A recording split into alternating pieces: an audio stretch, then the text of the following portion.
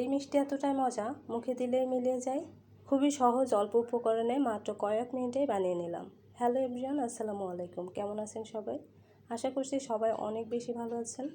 লাচ্ছা সেমাই দিয়ে যে এত সুন্দর মিষ্টি তৈরি করা যায় এটা কিন্তু অনেকেই জানে না। তো চলুন তাহলে কথা না বাড়িয়ে চলে যাই মূল রেসিপিতে।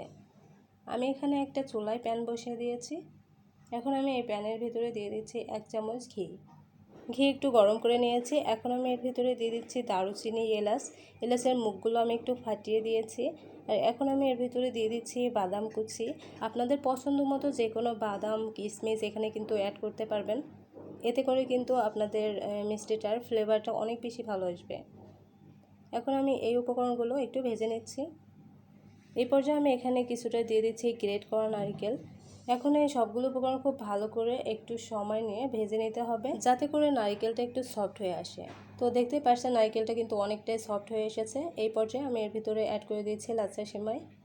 লাচ্ছা সেমাইটা আমার আগে থেকে ভেজে রাখা ছিল, আপনারা কিন্তু এটা একটু ভেজে নেবেন। এই পর্যায়ে আমি এখন এর ভিতরে অ্যাড করে দিচ্ছি তরল মিল্ক। এটা দিয়ে আমি খুব ভালো করে এটা নেড়ে নিচ্ছি। এই পর্যায়ে আমি এখানে দিয়ে দিচ্ছি গুঁড়ো দুধ। এখানে আমি 2 চামচ গুঁড়ো দুধ দিয়েছি। গুঁড়ো দুধটা দেওয়ার ফলে কিন্তু মিষ্টির টেস্টটা দ্বিগুণ বেড়ে যাবে। গুঁড়ো দুধটা খুব ভালো করে নেড়ে চেড়ে এর সাথে মিশিয়ে দিতে হবে। গুঁড়ো দুধটা এর সাথে খুব ভালো করে মিশিয়ে দিয়েছি। এখন আমি এর ভিতরে অ্যাড করে দিচ্ছি মিষ্টির জন্য চিনি। এখানে যার যার টেস্ট অনুযায়ী চিনিটা কম বেশি করে নিতে পারবেন। আর দিয়ে দিলাম অল্প একটু লবণ। যে কোনো মিষ্টি খাবারের ভিতরে অল্প একটু লবণ দেওয়ার ফলে এর টেস্টটা কিন্তু আরও বেশি ভালো আসে। এখানে সবগুলো উপকরণ নেওয়া হয়ে গিয়েছে। এখন আমি খুব ভালো করে এটা নেড়ে নিচ্ছি। যতক্ষণ না পর্যন্ত এর কালারটা একটু বাদামি হয়ে আসতেছে ততক্ষণ পর্যন্ত এটা অনবরত নেড়ে নিতে হবে, তা না হলে কিন্তু প্যানের নিচে লেগে যেতে পারে। এর ঘনত্বটা যখন রুটির খামিরের মতো তৈরি হবে তখন কিন্তু আমি এটা নামিয়ে নিব। তো দেখতেই পাচ্ছেন এর কালারটা কিন্তু চেঞ্জ হয়ে বাদামি ধারণ করেছে এবং এর ঘনত্বটা কিন্তু একদম রুটির খামিরের মতো তৈরি হয়ে গিয়েছে। এখন আমি চুলাটি অফ করে এটা একটা পাত্রে নামিয়ে নিচ্ছি। এখন এই লাচ্ছা সেমাইয়ের খামিরটি পুরোপুরি ঠান্ডা করে নিতে হবে।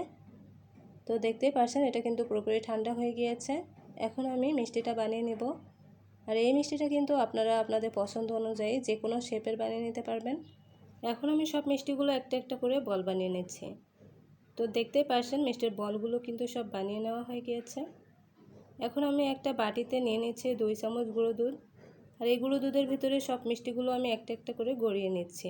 তো দেখতেই পাচ্ছেন মিষ্টিগুলো কিন্তু সব বানানো হয়ে গিয়েছে। এখন আমি আপনাদের একটা মিষ্টি ভেঙে দেখাচ্ছি এটা কতটা সফট এবং সুন্দর হয়েছে। আজকে সিম্পল রেসিপিতে এই মিষ্টিটা কিন্তু আপনারাও চাইলে বাসায় বানিয়ে নিতে পারবেন খুব সহজে। ভিডিওটি যদি ভালো লেগে থাকে পেজটির সাথে থাকবেন, লাইক কমেন্ট শেয়ার করতে ভুলবেন না। আবারও দেখা হবে অন্য কোনো ভিডিওতে। সেই পর্যন্ত সবাই ভালো থাকবেন, সুস্থ থাকবেন। আল্লাহ হাফেজ।